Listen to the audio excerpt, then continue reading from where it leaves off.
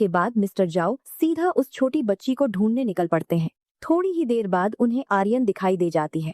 वो तुरंत उसके पास जाकर कहते हैं, रुको, तुम मेरा सामान लेकर जा रही हो, वो ताबीज और फोटो मुझे वापस कर दो। लेकिन आर्यन जवाब देती है, ये आपकी नहीं, मेरी मम्मा की फोटो है, मैं इसे वापस नहीं दूंगी। दोनों के बीच इसी बात को लेकर बहस शुरू हो जाती है। तभी सेक्रेटरी बीच में आकर मिस्टर जाओ को समझाता है, सर, हम पब्लिक प्लेस में हैं, अगर लोगों ने तमाशा देख लिया तो आपकी रेपुटेशन पर असर पड़ सकता है। सेक्रेटरी की बात सुनकर मिस्टर जाओ खुद को शांत करते हैं। फिर वो आर्यन को काफी सारे पैसे देते हैं और बदले में वो ताबीज और फोटो लेने की कोशिश करते हैं। आर्यन मजबूरी में ताबीज तो दे देती है, लेकिन फोटो छोड़ने के लिए बिल्कुल तैयार नहीं होती। खींचतान के दौरान फोटो बीच से फट जाती है। फोटो फटते ही आर्यन उदास हो जाती है। इसके बाद वो पैसे लेकर सीधे डॉक्टर के पास पहुंचती है ताकि अपनी मम्मा का इलाज करवा सके। लेकिन वहां पहुंचते ही डॉक्टर जूली को वार्ड से बाहर निकाल देते हैं। आर्यन डॉक्टर से बार बार रिक्वेस्ट करती है, प्लीज मेरी मम्मा का इलाज कर दीजिए, मैं पैसे लेकर आ गई हूँ। तभी वहाँ खड़े कुछ लोग उसे बताते हैं, जिस आदमी से तुम अभी लड़कर आई हो, इस अस्पताल में उसकी परमिशन के बिना कोई इलाज नहीं हो सकता। अगर अपनी मम्मा को बचाना चाहती हो तो पहले उनसे एग्रीमेंट पर साइन करवा कर लाओ। ये सुनते ही आर्यन मिस्टर जाओ को ढूंढने लगती है।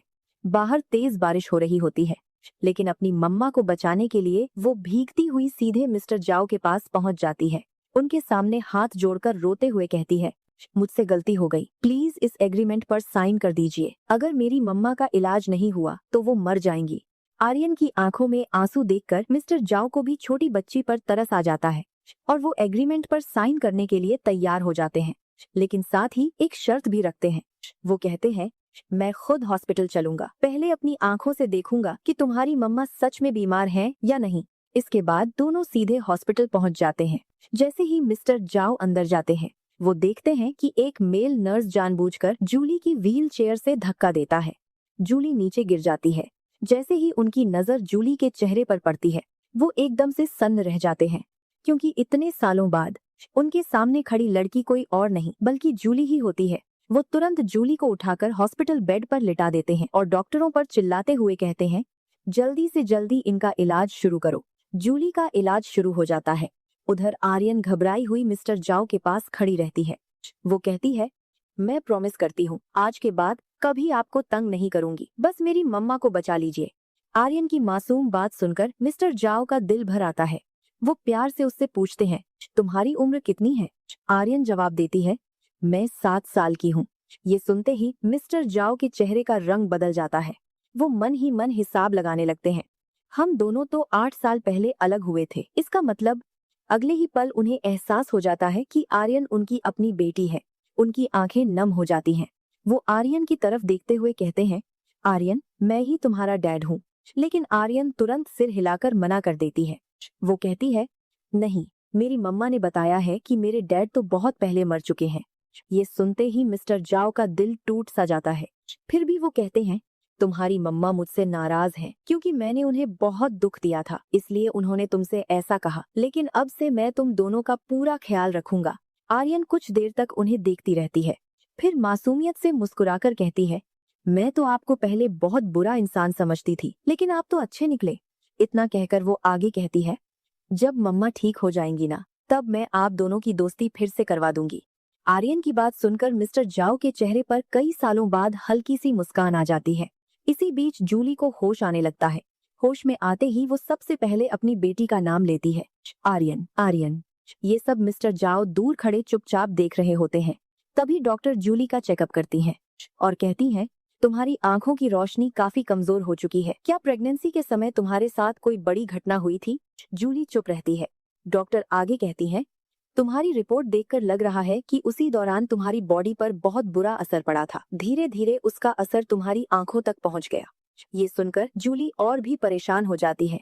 उसे सबसे ज्यादा चिंता अपनी बेटी की होने लगती है। वो मन ही मन सोचती है, अगर मेरी आंखें चली गईं तो आर्यन का ध्यान कौन रखेगा।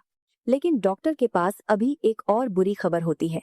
वो धीमी आवाज में कहती है, मुझे अफसोस है, लेकिन तुम्हारी बीमारी बहुत ज्यादा बढ़ चुकी है। अगर जल्द इलाज नहीं हुआ तो तुम्हारे पास शायद सिर्फ 1 महीना ही बचा है, और सच कहूँ, तुम्हारे बचने के चांस भी बहुत कम है। डॉक्टर की बात सुनते ही जूली सुन्न हो जाती है। वो कुछ बोल भी नहीं पाती। अगले ही पल वो आर्यन को अपनी बाहों में ले लेती है और उसे गले लगा लेती है। ये सब मिस्टर जाओ अपनी आंखों से देख रहे होते हैं, लेकिन चाहकर भी उनके पास जाकर कुछ कह नहीं पाते। जूली अभी भी आर्यन को गले से लगाए हुए होती है। तभी एरियन कहती है, मम्मा, मुझे मेरे डैड मिल गए हैं। जैसे ही जूली के कानों में डैड शब्द पड़ता है, वो तुरंत आर्यन से गुस्से में कहती है, मैंने तुम्हें कितनी बार समझाया है, तुम्हारा कोई डैड नहीं है, वो बहुत पहले मर चुके हैं, आगे से ये बात कभी मत कहना। जूली की डांट सुनकर आर्यन डर जाती है। वहीं खड़े मिस्टर जाओ भी ये सारी बातें सुन लेते हैं। जूली के मुंह से खुद को मरा हुआ सुनकर उनका दिल बुरी तरह टूट जाता है। वो बिना कुछ कहे चुपचाप हॉस्पिटल से बाहर निकल जाते हैं। बाहर आते ही वो सेक्रेटरी से कहते हैं, चाहे जितने भी पैसे लग जाएं, जूली के इलाज में कोई कमी नहीं आनी चाहिए, मुझे उसे हर हाल में ठीक करना है। इसके बाद सीन सीधे जूली के घर का दिखाया जाता है। रात का समय होता है। जूली प्यार से एरियन के सिर पर हाथ फेर रही होती है, लेकिन अंदर ही अंदर वो बहुत परेशान होती है। वो सोचने लगती है, अगर सच में सिर्फ 1 महीना बचा है तो मेरे जाने के बाद आर्यन का क्या होगा। यही सोचकर वो फैसला लेती है कि उसे जल्द से जल्द शादी करनी होगी, ताकि उसके बाद कोई आर्यन का ध्यान रख सके। इसी वजह से वो एक मैच मेकर से अपने लिए ब्लाइंड डेट अरेंज करने के लिए कह देती है। अगले दिन आर्यन फिर से मिस्टर जाओ से मिलने पहुंचती है। वो कहती है, मम्मा ने शादी करने का फैसला कर लिया है, उन्होंने ब्लाइंड डेट भी फिक्स कर ली है। ये सुनते ही मिस्टर जाओ के चेहरे की मुस्कान गायब हो जाती है। उन्हें बिल्कुल अच्छा नहीं लगता कि जूली किसी और से शादी करे, लेकिन वो अपना दर्द छिपा लेते हैं। तभी आर्यन धीरे से उनके पास आकर कहती है, अगर आप चाहो तो हम मम्मा की ब्लाइंड डेट खराब कर सकते हैं। ये सुनकर मिस्टर जाओ हैरान रह जाते हैं। फिर दोनों मिलकर एक प्लान बनाते हैं। आर्यन वादा करती है कि वो जूली को इस प्लान के बारे में कुछ भी नहीं बताएगी। दोनों एक दूसरे की तरफ देखकर मुस्कुरा देते हैं, क्योंकि अब उनकी कोशिश सिर्फ एक ही थी, किसी भी तरह जूली को किसी और से शादी करने से रोकना। अगले दिन जूली अपनी पहली ब्लाइंड डेट के लिए पहुंचती है। वो सामने बैठे लड़के से बात ही कर रही होती है कि तभी उसे पता चलता है कि जूली की एक बेटी भी है। ये सुनते ही लड़का तुरंत कहता है, मुझे तो लगा था कि आप सिंगल हैं, मुझे बिल्कुल नहीं पता था कि आपका एक बच्चा भी है। सॉरी, मैं ये रिश्ता आगे नहीं बढ़ा सकता। इतना कहकर वो वहाँ से चला जाता है। पहली ब्लाइंड डेट पूरी तरह फेल हो जाती है। इसके बाद दूसरा लड़का जूली से मिलने आता है। शुरुआत में सब कुछ ठीक चल रहा होता है, लेकिन जैसे ही उसे जूली की मेडिकल कंडीशन के बारे में पता चलता है, वो साफ कह देता है, मुझे और मेरे परिवार को अपना बच्चा चाहिए, लेकिन आपकी हालत में ये पॉसिबल नहीं है, इसलिए ये शादी नहीं हो सकती। इतना कहकर वो भी रिश्ता ठुकरा कर चला जाता है। फिर तीसरी ब्लाइंड डेट भी किसी न किसी वजह से सफल नहीं हो पाती। अब जूली पूरी तरह निराश हो चुकी होती है और वो वहाँ से जाने लगती है। उसी वक्त सामने से मिस्टर जाओ आ जाते हैं। मिस्टर जाओ मुस्कुराते हुए कहते हैं, लगता है मैं ही आपकी आखिरी ब्लाइंड डेट हूँ। जूली कुछ समझ नहीं पाती। दोनों बैठकर बात करना शुरू करते हैं। कुछ देर बातचीत के बाद मिस्टर जाओ बिना कोई घुमाए फिराए सीधे कहते हैं, मैं आपसे शादी करना चाहता हूँ। जूली उनकी बात सुनकर चौंक जाती है। वो कहती है, तुम इतनी जल्दी शादी का फैसला कैसे ले सकते हो? और एक बात, मेरी 7 साल की एक बेटी भी है। मिस्टर जाओ बिना एक पल सोचे जवाब देते हैं, मुझे इससे कोई फर्क नहीं पड़ता। सच कहूँ तो मैं खुद कभी फादर नहीं बन सकता, इसलिए मुझे अपने बच्चे की नहीं, एक परिवार की जरूरत है। अगर तुम तैयार हो तो मैं आर्यन को भी पूरे दिल से अपना लूंगा। ये बातें सुनकर जूली का दिल पिघल जाता है। उसे लगता है कि शायद पहली बार कोई इंसान उसे और उसकी बेटी को पूरे दिल से अपनाना चाहता है। कुछ देर सोचने के बाद वो इस रिश्ते के लिए हाँ कर देती है। इसके बाद दोनों सीधे मैरिज ब्यूरो पहुंचते हैं और वहीं अपनी शादी रजिस्टर करवा लेते हैं। शादी के बाद दोनों साथ में घर लौटते हैं।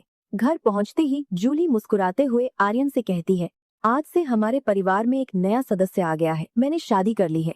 लेकिन जूली को बिल्कुल भी अंदाजा नहीं होता कि ये सब मिस्टर जाओ और आर्यन के प्लान का ही हिस्सा था। उधर आर्यन और मिस्टर जाओ चुपके से एक दूसरे की तरफ देखकर मुस्कुरा देते हैं और धीरे से हाई फाइव करते हैं। उनका प्लान आखिरकार सफल हो चुका था। शादी के बाद जूली आर्यन को प्यार से सुलाने के लिए उसके कमरे में भेज देती है। इसके बाद जूली और मिस्टर जाओ अपने कमरे में आते हैं। कमरे में आते ही मिस्टर जाओ जूली का ख्याल रखने लगते हैं। ये देखकर जूली हल्की सी मुस्कुराते हुए कहती है, इतनी चिंता करने की जरूरत नहीं है, मैं अपना ख्याल खुद रख सकती हूँ। लेकिन मिस्टर जाओ जैसे इतने सालों की दूरी एक ही दिन में मिटा देना चाहते हो। अचानक वो जूली के करीब आते हैं, सा किस कर देते हैं। इस अचानक हुए किस से जूली पूरी तरह चौंक जाती है। वो तुरंत एक कदम पीछे हटती है और कहती है, अभी हमारी शादी को सिर्फ एक ही दिन हुआ है। मैं इतनी जल्दी इस रिश्ते में आगे बढ़ने के लिए तैयार नहीं हूँ। जूली की बात सुनकर मिस्टर जाओ को भी एहसास हो जाता है कि उन्होंने जल्दबाजी कर दी। वो बिना कुछ कहे मुस्कुरा और कहते हैं, ठीक है, तुम आराम करो। इतना कहकर वो चुपचाप कमरे से बाहर निकल जाते हैं। सीन शिफ्ट होता है। मिस्टर जाओ सीधे साध्वी के पास पहुंचते हैं। उनके हाथ में जूली की सारी मेडिकल रिपोर्ट होती है। रिपोर्ट देखने के बाद साध्वी कहती हैं, जूली का इलाज संभव है, लेकिन इसकी एक बहुत बड़ी कीमत चुकानी पड़ेगी। मिस्टर जाओ बिना घबराए पूछते हैं, मुझे क्या करना होगा? साध्वी कहती हैं, इस इलाज के लिए तुम्हारे दिल से खास तरह का ब्लड निकालना पड़ेगा, लेकिन ये सर्जरी तुम्हारे लिए बहुत खतरनाक होगी। इसमें तुम्हारी जान भी जा सकती है। ये सुनकर भी मिस्टर जाओ के चेहरे पर जरा सा भी डर नहीं आता। वो सिर्फ एक सवाल पूछते हैं, पहले ये बताइए, अगर मैं ये सर्जरी करवा लूं तो जूली पूरी तरह ठीक हो जाएगी ना? उसके ऊपर कोई साइड इफेक्ट तो नहीं रहेगा? साध्वी जवाब देती हैं, नहीं, अगर ऑपरेशन सफल रहा तो जूली बिल्कुल ठीक हो जाएगी। बस इतना सुनना था कि मिस्टर जाओ तुरंत कहते हैं, मेरी जान जाए या बचे, इससे मुझे कोई फर्क नहीं पड़ता। मैं सिर्फ जूली को ठीक होते हुए देखना चाहता हूँ। मिस्टर जाओ की ये बात सुनकर साध्वी भी कुछ पल के लिए इमोशनल हो जाती हैं। उन्हें समझ आ जाता है कि इस बार मिस्टर जाओ सच में जूली के लिए अपनी जान तक देने को तैयार हैं। अगली सुबह जूली की आंख खुलती है। तभी आर्यन मिस्टर जाओ के बारे में बात करने लगती है। जूली मन ही मन सोचने लगती है, कहीं कल रात मैंने जो कुछ कहा उससे मिस्टर जाओ सच में नाराज तो नहीं हो गए। इसी बीच जूली का फोन बज उठता है। आर्यन फोन उठाती है। फोन उसकी डांस अकेडमी से आया होता है। कुछ ही सेकंड बाद आर्यन और जूली उदास हो जाती हैं, क्योंकि उन्होंने एडमिशन कैंसिल कर दिया है। ये सुनते ही जूली हैरान रह जाती है। वो तुरंत पूछती है, क्या? लेकिन हमने तो पूरी फीस जमा कर दी थी, फिर एडमिशन कैसे कैंसिल कर दिया? सच जानने के लिए जूली बिना देर किए सीधे डांस अकेडमी पहुंच जाती है। उधर जूली के जाते ही मिस्टर जाओ घर पहुंचते हैं, लेकिन वहां कोई नहीं होता। तभी सेक्रेटरी का फोन आता है। वो बताता है, सर, अकेडमी वालों ने आर्यन का एडमिशन कैंसिल कर दिया है। उसकी सीट किसी दूसरे बच्चे को बेच दी गई है। ये सुनते ही मिस्टर जाओ का चेहरा गुस्से से लाल हो जाता है। वो बिना एक सेकंड गंवाए सीधे एकेडमी की तरफ निकल पड़ते हैं। सीन अब डांस एकेडमी का दिखाया जाता है। जूली वहां मैनेजमेंट से बहस कर रही होती है। वो गुस्से में कहती है, जब हमने समय पर पूरी फीस जमा कर दी थी तो मेरी बेटी का एडमिशन किसी और को कैसे दे दिया? लेकिन एकेडमी के लोग अपनी गलती मानने की बजाय जूली का मजाक उड़ाने लगते हैं। वो उसकी गरीबी का भी मजाक बनाते हैं और कहते हैं, पर तुम जैसे लोगों की वजह से हमारी एकेडमी का लेवल खराब होता है। इतना ही नहीं, वो जूली के साथ बदतमीजी करते हैं और धक्का देकर उसे नीचे गिरा देते हैं। उसी वक्त पीछे से एक आवाज आती है, हिम्मत कैसे हुई मेरी पत्नी पर हाथ उठाने की? ये आवाज किसी और की नहीं, बल्कि मिस्टर जाओ की होती है। वो दौड़कर जूली को उठाते हैं, लेकिन एकेडमी के लोग उनसे भी बदतमीजी से बात करने लगते हैं। उन्हें बिल्कुल अंदाजा नहीं होता कि सामने खड़ा इंसान कौन है। मिस्टर जाओ बिना कुछ कहे अपना फोन निकालते हैं और सिर्फ एक कॉल करते हैं, पर कुछ ही मिनटों बाद एकेडमी के सभी डायरेक्टर्स और स्टाफ के चेहरे का रंग उड़ जाता है, क्योंकि उन्हें पता चलता है कि मिस्टर जाओ ने पूरी डांस एकेडमी खरीद ली है। अगले ही पल जो लोग अभी तक जूली को बेइज्जत कर रहे थे, उन्हीं लोगों को सिक्योरिटी पकड़कर एकेडमी से बाहर निकाल देती है। ये सब अपनी आंखों से देखकर जूली पूरी तरह हैरान रह जाती है। वो मिस्टर जाओ की तरफ देखकर पूछती है, तुम आखिर हो कौन? तुम्हारे पास इतने पैसे आए कहाँ से? तुमने तो कहा था कि तुम एक साधारण परिवार से हो। मिस्टर जाओ जानते थे कि वो अभी अपना असली सच नहीं बता सकते, इसलिए वो मुस्कुराकर झूठ बोल देते हैं, जब मैं चीन आया था तब मेरा एक्सीडेंट हो गया था, उसी का मुझे अच्छा खासा कॉम्पेंसेशन मिला था। लेकिन जूली को उनकी बात पर यकीन नहीं होता। वो तुरंत कहती है, कॉम्पेंसेशन के पैसों से कोई पूरी एकेडमी नहीं खरीद सकता, सच बताओ। अब मिस्टर जाओ एक और झूठ बोलते हैं। वो कहते हैं, मेरे पापा की थोड़ी सी प्रॉपर्टी थी, मैंने वो भी बेच दी। ये सुनते ही जूली की आंखें भर आती हैं। वो कहती है, हमारे लिए इतना बड़ा कदम उठाने की क्या जरूरत थी? मिस्टर जाओ हल्की सी मुस्कान के साथ जवाब देते हैं, अब तुम और आर्यन ही मेरी फैमिली हो, और अपनी गले से लगा लेते हैं। जूली भी कुछ पल के लिए चुपचाप उनकी बाहों में खड़ी रह जाती है। एकेडमी से वापस आने के बाद सभी लोग साथ बैठकर खाना खा रहे होते हैं। तभी अचानक जूली को एहसास होता है कि उसकी आंखों की रोशनी पहले से थोड़ी बेहतर हो गई है। उसे धुंधला धुंधला ही सही, लेकिन कुछ रंग दिखाई देने लगते हैं। वो मन ही मन सोचती है, क्या मेरी आंखें सच में ठीक होने लगी हैं? लेकिन वो ये बात किसी को नहीं बताती। उधर मिस्टर जाओ बार बार उससे पूछते हैं, सब ठीक है ना? तुम्हें कोई परेशानी तो नहीं हो रही? जूली बस मुस्कुराकर बात टाल देती है। तभी वो गलती से अपना हाथ गर्म सूप में डालने ही वाली होती है, लेकिन मिस्टर जाओ फौरन उसका हाथ पकड़ लेते हैं और उसे जलने से बचा लेते हैं। ये देखकर जूली हैरान रह जाती है। वो कहती है, हमें मिले अभी ज्यादा समय भी नहीं हुआ, फिर भी तुम मेरा इतना ख्याल क्यों रखते हो? मिस्टर जाओ तुरंत बात बदल देते हैं। फिर धीरे से पूछते हैं, आर्यन के फादर से तुम्हारा रिश्ता आखिर टूटा कैसे था? ये सवाल सुनते ही जूली का चेहरा उतर जाता है।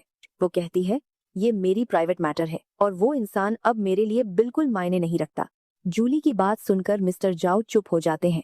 उन्हें समझ आ जाता है कि जूली के दिल में आज भी उनके लिए सिर्फ नफरत ही बची है। सीन अगले दिन का दिखाया जाता है। सुबह सुबह जूली की नींद खुलती है। तभी मिस्टर जाओ उसके कमरे में आते हैं और मुस्कुराते हुए उसे गुड मॉर्निंग किस दे देते हैं। इसके बाद वो बिना कुछ कहे कमरे से बाहर चले जाते हैं। उसी पल जूली को फिर से अपनी आंखों में हलचल महसूस होती है। इस बार उसका विजन पहले से भी ज्यादा साफ होने लगता है। वह उठकर सबसे पहले सामने रखे मैरिज सर्टिफिकेट को चेक करती है। वो उसे उठाकर ध्यान से पढ़ती है और अगले ही पल उसके होश उड़ जाते हैं, क्योंकि उस सर्टिफिकेट पर जिस आदमी का नाम लिखा होता है वो कोई और नहीं बल्कि मिस्टर जाओ ही होते हैं। जूली को तुरंत समझ आ जाता है कि मिस्टर जाओ ने एक बार फिर उससे अपनी असली पहचान छिपाई और धोखे से उससे शादी कर ली। उसकी आंखों के सामने 8 साल पुरानी सारी बातें घूमने लगती हैं। गुस्से में वो फौरन कमरे से बाहर निकलती है। बाहर आकर वो देखती है कि मिस्टर जाओ और एरियन साथ बैठकर हंस रहे हैं। आर्यन खुशी खुशी उनसे बातें कर रही होती है। उनकी बातें सुनते ही जूली को पता चल जाता है कि आर्यन को तो पहले से ही पूरा सच मालूम था। ये एहसास होते ही जूली का गुस्सा और बढ़ जाता है। वो तेज कदमों से दोनों के सामने जाकर खड़ी हो जाती है। जूली को अचानक इस तरह सामने देखकर मिस्टर जाओ घबरा जाते हैं। वो पूछते हैं, जूली क्या हुआ, तुम ठीक तो हो? लेकिन जूली गुस्से से कांप रही होती है। वो उनकी तरफ देखते हुए कहती है, तुमने इस बार भी मुझसे झूठ बोला और फिर से धोखे से मुझसे शादी कर ली। जूली की बात सुनते ही मिस्टर जाओ समझ जाते हैं कि उसे अब सब कुछ पता चल चुका है। जूली की बात सुनते ही मिस्टर जाओ समझ जाते हैं कि अब उससे कुछ भी छिपा नहीं है। लेकिन तभी उन्हें एक और बात का एहसास होता है। वो खुशी से कहते हैं, जूली तुम्हारी आंखों की रोशनी वापस आ गई, अब तुम मुझे देख सकती हो। उनके चेहरे पर खुशी साफ दिखाई दे रही होती है। लेकिन जूली के लिए उस वक्त ये खुशी कोई मायने नहीं रखती। वो गुस्से में मिस्टर जाओ को जोर से पीछे धक्का देती है और कहती है, तुमने इस बार भी मुझसे झूठ बोला, एक बार फिर धोखे से मेरी जिंदगी में आए और मुझसे शादी कर ली। मिस्टर जाओ बार बार समझाने की कोशिश करते हैं। वो कहते हैं, जूली मेरी बात एक बार सुन लो, इस बार ऐसा कुछ नहीं है जैसा तुम सोच रही हो। लेकिन जूली उनकी एक भी बात सुनने को तैयार नहीं होती। वो गुस्से में कहती है, मुझे किसी सफाई की जरूरत नहीं है। 8 साल पहले भी तुमने मुझे धोखा दिया था और इस बार भी वही किया। मिस्टर जाओ फिर से माफी मांगते हैं, लेकिन जूली की आंखों में सालों का दर्द और गुस्सा साफ दिखाई दे रहा होता है। वो रोते हुए कहती है, तुमने तो मेरी जान तक लेने की कोशिश की थी। तुमने झूठ बोलकर मुझे उस शादी में फंसाया था ताकि अपना मकसद पूरा कर सको। तुम्हें कभी मेरी परवाह नहीं थी। मिस्टर जाओ तुरंत कहते हैं, नहीं जूली, सच ऐसा नहीं है। लेकिन जूली उनकी बात बीच में ही काट देती है। वो कहती है, बस अब और झूठ मत बोलो। तुमने तो मेरे नाम का कॉफिन तक तैयार करवा लिया था, इससे बड़ा सबूत और क्या होगा? ये सुनकर मिस्टर जाओ पूरी तरह खामोश हो जाते हैं। आखिर में जूली दरवाजे की तरफ इशारा करके कहती है, मेरे घर से चले जाओ और दोबारा कभी मेरी जिंदगी में वापस मत आना। मिस्टर जाओ मजबूरी में चुपचाप वहाँ से चले जाते हैं। ये सब आर्यन भी देख रही होती है। वो रोते हुए अपनी मम्मा से कहती है, मम्मा सारी गलती मेरी है, मैंने ही डैड का साथ दिया था। लेकिन जूली तुरंत आर्यन को गले लगा लेती है और कहती है, नहीं बेटा, तुम्हारी कोई गलती नहीं है, तुमने जो किया अनजाने में किया। फिर सीन शिफ्ट होता है। कुछ समय बाद जूली को हॉस्पिटल में दिखाया जाता है। डॉक्टर उसे बताते हैं, हमें तुम्हारे इलाज के लिए एक बिल्कुल परफेक्ट डोनर मिल गया है, अब हम ऑपरेशन शुरू कर सकते हैं। ये सुनकर जूली के चेहरे पर उम्मीद की एक किरण दिखाई देती है। उसे बिल्कुल भी नहीं पता होता कि दूसरी तरफ उसी हॉस्पिटल के दूसरे ऑपरेशन थिएटर में मिस्टर जाओ भी मौजूद हैं, क्योंकि वही जूली के लिए अपनी जान जोखिम में डालकर ऑपरेशन करवाने आए होते हैं। एक तरफ जूली की सर्जरी शुरू होती है और दूसरी तरफ मिस्टर जाओ की भी। दोनों की सर्जरी एक साथ चल रही होती है। काफी देर बाद जूली का ऑपरेशन सफल हो जाता है। डॉक्टर मुस्कुराकर कहते हैं, ऑपरेशन सफल रहा, अब तुम धीरे धीरे पूरी तरह ठीक हो जाओगी। ये सुनकर जूली राहत की सांस लेती है और डॉक्टर का धन्यवाद करती है। उसे अभी भी इस बात का बिल्कुल अंदाजा नहीं होता कि उसकी नई जिंदगी के पीछे मिस्टर जाओ ही है और अपना सामान लेकर अस्पताल से बाहर निकलने लगती है। वो अभी कॉरिडोर से जा रही होती है कि तभी दो नर्सें आपस में बात कर रही होती हैं। एक नर्स कहती है, यही वो लड़की है जिसके लिए उस आदमी ने अपनी जान तक दांव पर लगा दी। दूसरी नर्स हैरानी से पूछती है, क्या सच में इतनी खतरनाक सर्जरी जिसमें उसकी जान भी जा सकती थी? लेकिन उसने एक पल भी नहीं सोचा क्योंकि वो इस लड़की से बहुत प्यार करता है। ये बातें सुनते ही जूली के कदम वहीं रुक जाते हैं। वो हैरानी में पीछे मुड़कर नर्सों की तरफ देखने लगती है। अब उसके मन में बस एक ही सवाल चल रहा होता है, क्या मिस्टर जाओ ने सच में मेरे लिए अपनी जान खतरे में डाल दी? तभी वहाँ साध्वी आ जाती हैं। उनके हाथ में मिस्टर जाओ का एक संदेश और एक पैकेट होता है। वो जूली के पास आकर कहती हैं, तुमने मिस्टर जाओ को पूरी तरह गलत समझा है। जूली हैरानी से उनकी तरफ देखने लगती है। तब साध्वी उसे 8 साल पहले का पूरा सच बताती हैं। वो कहती हैं, 8 साल पहले मिस्टर जाओ को उस दवाई के साइड इफेक्ट्स के बारे में कुछ भी नहीं पता था। उन्हें धोखे में रखा गया था। असली गुनहगार रूहान थी जिसने उनसे झूठ बोला और उन्हें गलत रास्ते पर चलाया। मिस्टर जाओ कभी तुम्हें नुकसान नहीं पहुंचाना चाहते थे। ये सच सुनते ही जूली की आंखों से आंसू बहने लगते हैं।